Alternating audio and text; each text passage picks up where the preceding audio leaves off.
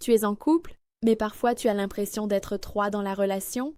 Quand tu te disputes avec ta partenaire, ce n'est jamais seulement lui ou elle que tu affrontes, mais aussi sa mère. Si tu te reconnais, cette vidéo peut sauver ton couple ou t'ouvrir les yeux définitivement. Reste jusqu'à la fin. Parce que quand la belle-mère devient la troisième personne dans le couple, l'amour finit toujours par payer le prix. Au début, tout est beau. Vous vous aimez, vous vous choisissez, vous décidez de faire votre vie ensemble. Il y a des projets, des rêves, des promesses. Toi et moi contre le reste du monde. Mais très vite, quelque chose change. Pas brutalement. Non. Subtilement. Un jour, une phrase apparaît. Je vais demander à ma mère. Puis une autre. Ma mère pense que tu exagères. Puis encore. Chez nous, on n'a jamais fait comme ça. Et sans t'en rendre compte, l'intimité du couple commence à se fissurer. Parce que l'intimité, ce n'est pas seulement le sexe. L'intimité, c'est aussi décider à deux, se disputer à deux, se réconcilier à deux, construire à deux. Mais quand une troisième personne entre dans vos discussions, quand vos problèmes sortent de la chambre pour aller chez la belle-mère, le couple perd son espace sacré. À ce stade, tu n'es plus seulement en relation avec ta partenaire, tu es aussi en relation avec sa mère, sans l'avoir choisi. Et le plus dangereux, c'est que beaucoup normalisent ça. C'est sa mère, c'est normal. Elle veut juste notre bien. Mais non, ce qui est normal, c'est qu'un couple ait son jardin privé. Quand chaque décision doit être validée à l'extérieur, quand chaque conflit est raconté à la belle-mère, l'amour commence à suffoquer. Parce qu'un couple où l'on ne se parle plus directement est un couple qui se fragilise. Et c'est exactement comme ça que la belle-mère commence à devenir sans bruit. La troisième personne dans le couple. Il y a une vérité que beaucoup refusent d'entendre. On peut être adulte sur le papier et enfant dans la tête. Se marier, se mettre en couple, ce n'est pas seulement quitter la maison, c'est quitter la dépendance émotionnelle. Mais certains ne le font jamais. La belle-mère est consultée pour tout. L'argent du couple, les disputes, les décisions importantes, l'éducation des enfants, même l'intimité parfois, et le partenaire devient incapable de penser sans l'avis maternel. Regarde bien ce schéma. Chaque problème du couple devient un rapport transmis à la mère. Chaque désaccord devient une plainte. Chaque faiblesse du conjoint devient une information contre lui. Résultat, la belle-mère connaît le couple mieux que le couple lui-même. Et là, l'équilibre est cassé. Parce que ce n'est plus « nous avons un problème, parlons-en », mais « ma mère dit que tu es trop comme si… » Ma mère pense que tu devrais changer ça. À partir de ce moment, le conjoint n'est plus un partenaire. Il devient un élève qu'on corrige. Et le pire, c'est que cette dépendance est souvent déguisée en respect. Je respecte trop ma mère. Mais respecter sa mère ne veut pas dire sacrifier son couple. Respecter sa mère ne veut pas dire lui donner le volant de ta relation. Un adulte émotionnellement mûr sait écouter sa mère, sans lui laisser diriger sa vie sentimentale. Parce que tant que le cordon n'est pas coupé, tant que la mère reste la référence numéro 1, le conjoint ne sera jamais totalement choisi. Et un amour où l'on n'est jamais choisi en premier finit toujours par se faner. Il faut avoir le courage de le dire, même si ça dérange.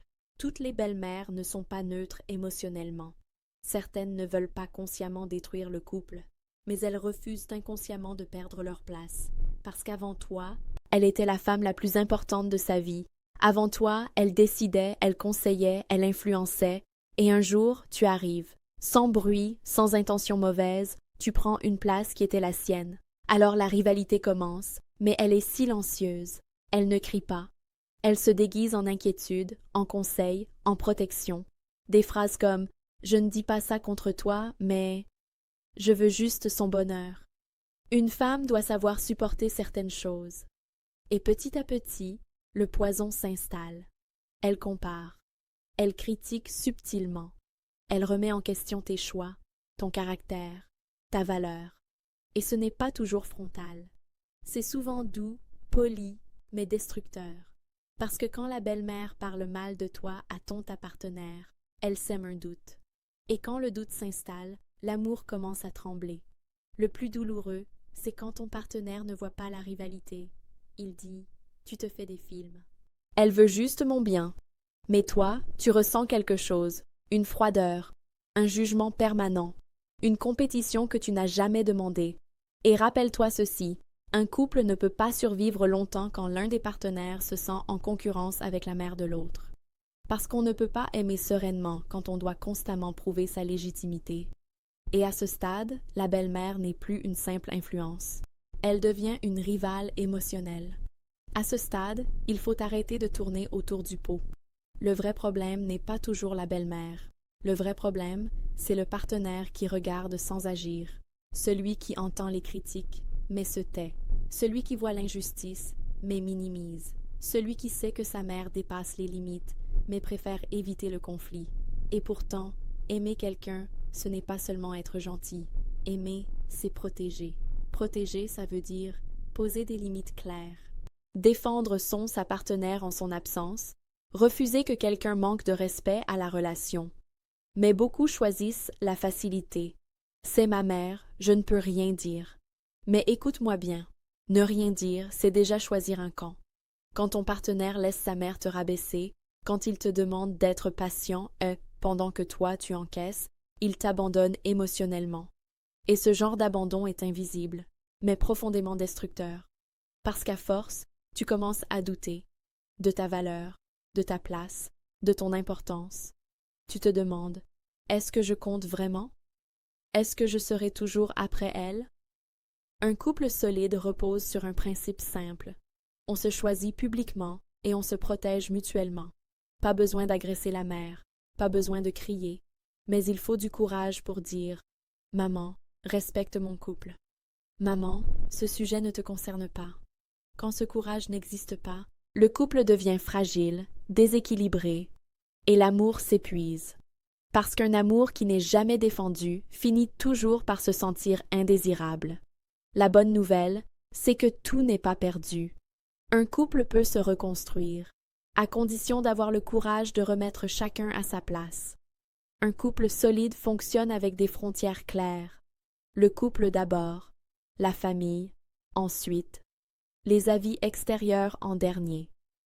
Ce n'est pas un manque de respect, c'est une question de maturité émotionnelle. Reprendre le contrôle, ça commence par une discussion honnête à deux, pas dans la colère, pas dans les reproches, mais dans la vérité. Dire clairement, quand ta mère intervient dans notre relation, je me sens exclue. J'ai besoin de sentir que notre couple est ta priorité. Ensuite vient l'étape la plus difficile. Poser des limites ensemble, pas seul, pas contre la mère, mais en tant qu'équipe. Un couple uni, c'est dire ce qui se partage, ce qui reste privé, ce qui ne se discute pas à l'extérieur. Parce que plus un couple expose ses failles, plus il s'expose aux influences. Et surtout, il faut comprendre ceci. On ne construit pas un couple solide avec l'avis de tout le monde. Un couple, c'est deux personnes qui apprennent à se parler directement, se corriger avec amour, se défendre sans violence. Quand les limites sont claires, la belle-mère retrouve naturellement sa place, celle d'un soutien, pas d'une dirigeante. Et à ce moment-là, l'amour peut respirer à nouveau. Parce qu'un couple qui se protège est un couple qui dure. Être en couple, ce n'est pas seulement aimer, c'est savoir protéger ce que l'on construit. Une belle-mère peut conseiller, une belle-mère peut soutenir, mais elle ne doit jamais gouverner le couple. Le jour où ton partenaire choisit toujours sa mère contre toi, ce jour-là, il ne te dit pas avec des mots, il te le montre avec des actes. Un couple solide, ce n'est pas un couple sans famille. C'est un couple avec des limites claires, du respect et du courage. Et rappelle-toi ceci, tu n'es pas entré dans une relation pour te battre contre une belle-mère. Tu es entré dans une relation pour être aimé, respecté et choisi. Si cette vidéo t'a parlé, c'est que ce sujet te concerne. Alors partage, commente et surtout choisis toujours un amour qui te protège, pas un amour qui te sacrifie.